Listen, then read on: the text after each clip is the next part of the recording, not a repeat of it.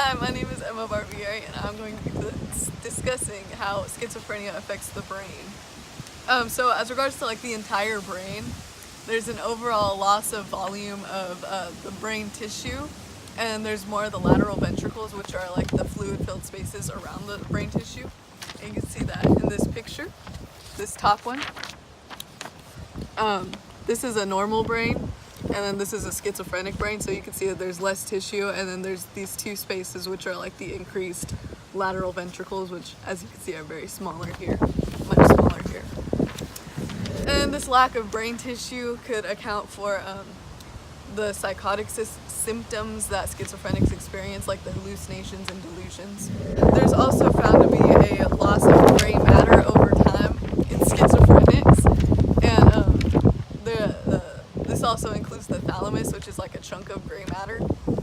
And the thalamus is found to be smaller in schizophrenics, and since that's in charge of like interpreting sensory information, that could explain the hallucinations that they experience, in which they, like see or hear something that's not there. And the thalamus is also in charge of some motor signals, and so that could explain the irregular or involuntary movements of mainly catatonic schizophrenics.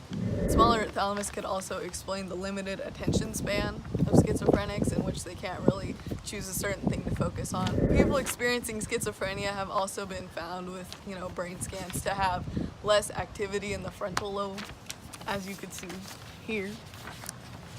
This is a normal brain, and this red, it represents brain activity, and so as you can see, there is still some red there in a schizophrenic's brain, but not as much as you see here in the frontal lobe.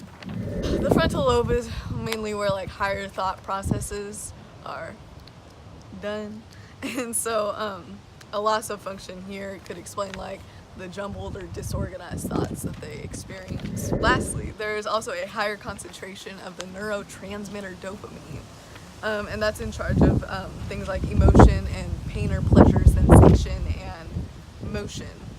And so it's not necessarily that they're producing more dopamine, it's just that there can be up to 6 times more receptors in the brain for it, and so it makes them highly sensitive to it. So